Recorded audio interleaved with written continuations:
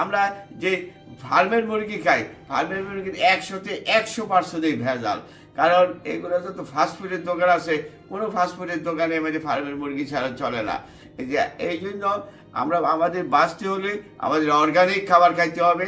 আমাদের এই দেশ থেকে কীটনাশক কিভাবে ব্যবহার করতে হবে, কিভাবে জমির উর্বরতা বাড়াইতে হবে, কিভাবে জৈব সার তৈরি করতে হবে, কিভাবে মাটির উর্বরতা বাড়াতে হবে, কিভাবে এবং অর্গানিক আসল ফসল তৈরি হবে এবং সবজি তৈরি হবে, এগুলা স্বাস্থ্য মন্ত্রণালয়, জনগণ এবং উপদেষ্টা মন্ত্রীর কাছে আমার প্রশ্ন।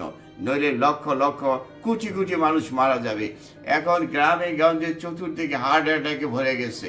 এবং আরেকটা ধরনের অসুখ বড় ভয়াবহ আকার হয়েছে, সেটা হলো মাইগ্রেনের ব্যথা। মাইগ্রেনের ব্যথাটা হয় ভেজাল থেকে, টেনশন থেকে, নানানবিধ টেনশন থেকে। এই টেনশনগুলা উৎপত্তি হয় মানুষ, আমরা যেগুলা ভাবি, সিনেমা, নাটক, মোবাইলে দেখি, এই দেখতে দেখতে আমাদের লোভ বাড়তে বাড়তে টেনশন হয়ে যায়। আমাদের লোভ কমাতে হবে, আমরা চলে যাব। কারণ দেখা গেছে এই বাংলাদেশে বড় বড় লোক আছে, জ্ঞানী লোক আছে, বিজ্ঞ লোক আছে, তাদের বাড়ির টিনের ঘর।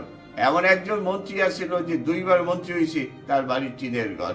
তার আখেরাতে হবে রাজপ্রসাদ, কারণ দুনিয়া থাকার জায়গা না।